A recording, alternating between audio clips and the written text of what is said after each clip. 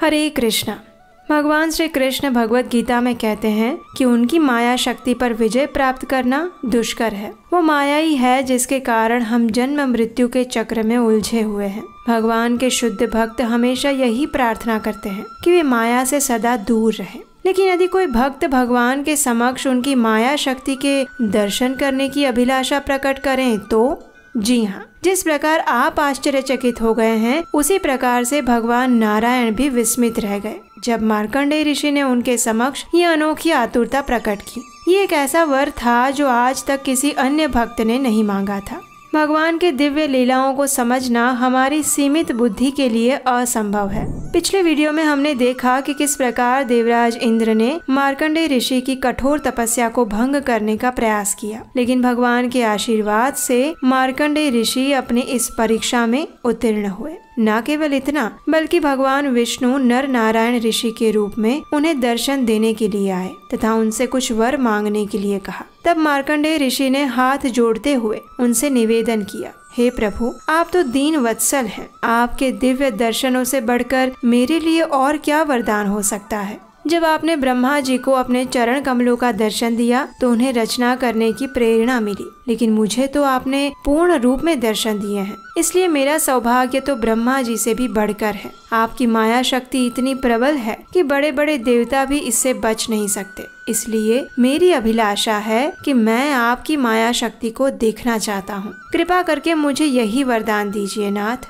मार्कंडेय ऋषि की ऐसी मनोकामना सुनकर भगवान थोड़े उदास तो हुए, लेकिन फिर भी उन्होंने मार्कंडेय ऋषि को ये वरदान प्रदान किया। इसके पश्चात नर नारायण ऋषि बद्रिकाश्रम स्थित अपने आश्रम की ओर चल पड़े। इसके पश्चात जो दिव्य घटना हुई वो बहुत ही रोमांचक है। चलिए उसका श्रवण करते हैं। एक दिन मार्कंडेय ऋषि संध्या के समय पुष्पभद्रा नदी के तट पर बैठकर अपने नित्य पूजा आराधना कर रहे थे, लेकिन ये क्या, देखते ही देखते तेज हवाएं चलने लगी। आकाश में घनघोर काले बादल छा गए। चारों दिशाओं से अशुभ ध्वनियां सुनाई देने लगी। अचानक तेज वर्षा होने लगी। बारिश का जल पृथ्वी को अपने भीतर समेटने लगा। समुद्र उफान पर था और उनमें भयानक समुद्री जानवर दृष्टिगोचर हो रहे थे। संपूर्ण ब्रह्मांड के निवासी हाहाकार करने लगे। समुद्र का जल बड़े बड़े पर्वतों को निगलते हुए पूरी पृथ्वी को डुबोने लगा।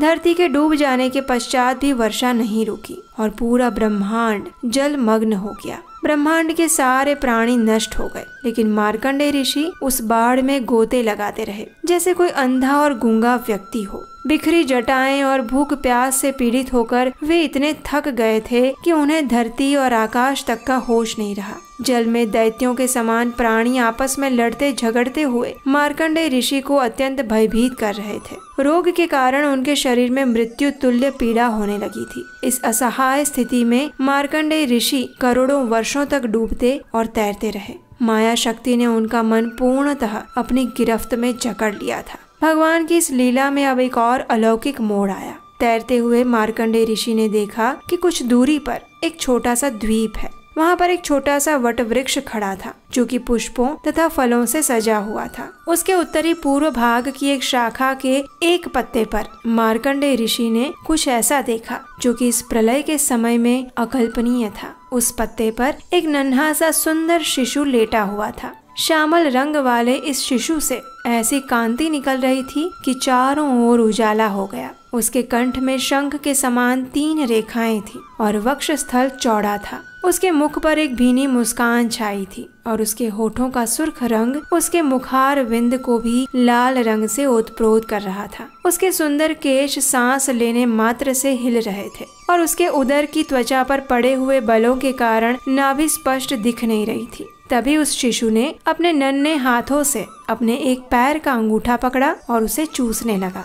चारों दिशाओं में छाए विनाश के बीच ये सुंदर सा बालक मार्कंडेय ऋषि की सारी थकावट को दूर कर रहा था। लेकिन आखिर ये बालक कौन था और इतनी प्रलय के बीच वहाँ क्या कर रहा था? ये जानने के लिए मार्कंडेय ऋषि रोमांचित होकर उस शिशु के निकट गए। लेकिन ये क्या, सहसा उस शिशु ने एक सांस भरी और देखते ही देखते मार्कंडेय ऋषि उसके उदर में इस प्रकार प्रवेश कर गए जैसे कोई मच्छर हो। उस शिशु के उदर में जाकर मार्कंडेय ऋषि ने जो देखा वो आश्चर्यजनक था। उन्होंने देखा कि उस शिशु के उदर में संपूर्ण ब्रह्मांड समाया था, जो कि प्रलय से पूर्व की स्थिति में था। मार्कंडेय ऋषि ने वहाँ अनगिनत प्राणी, सृष्टि के मूल तत्व, उनके विभिन्न उत्पाद और काल को भी देखा। सब कुछ वास्तविक लग रहा था। यहाँ तक कि उन्होंने पुष्पभद्रा नदी पर स्थित अपना आश्रम भी देखा। इससे पहले कि मार्कंडेय ऋषि कुछ समझ पाते, उस शिशु ने अपनी सांस छोड़ी और मार्कंडेय ऋषि पुनः उसके मुख से बाहर आ गए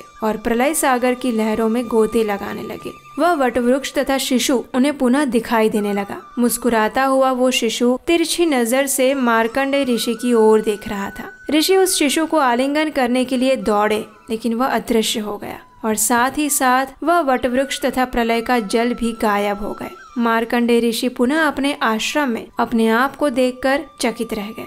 ऐसा लग रहा था मानो कुछ हुआ ही ना हो। वे समझ गए कि ये सब भगवान की माया शक्ति के कारण ही घटित हुआ था। भगवान नारायण ने उनकी इच्छा पूर्ण करने के लिए उन्हें ये सब दिखाया था। इसके उपरांत मार्कंडेय ऋषि ने अपना मन पूर्णतः भगवान के चरण कमलों में आश्रित कर दिया और ध्यान मग्न हो गए। तभी आकाश मार्ग से भगवान शिव वहाँ से गुजरे। उनके साथ देवी पार्वती, नंदी तथा अन्य गण भी थे। देवी पार्वती ने मार्कंडेय ऋषि को समाधिस्थ अवस्था में देखकर भगवान शिव से प्रार्थना की कि वे उन्हें कुछ वरदान दे। उनकी ये प्रार्थना सुनकर भगवान शिव तथा देवी पार्वती मार्कंडेय ऋषि से भेंट करने के लिए आए। तो क्या मार्कंडेय ऋषि ने भगवान शिव से भी कुछ विचित्र वरदान मांगा?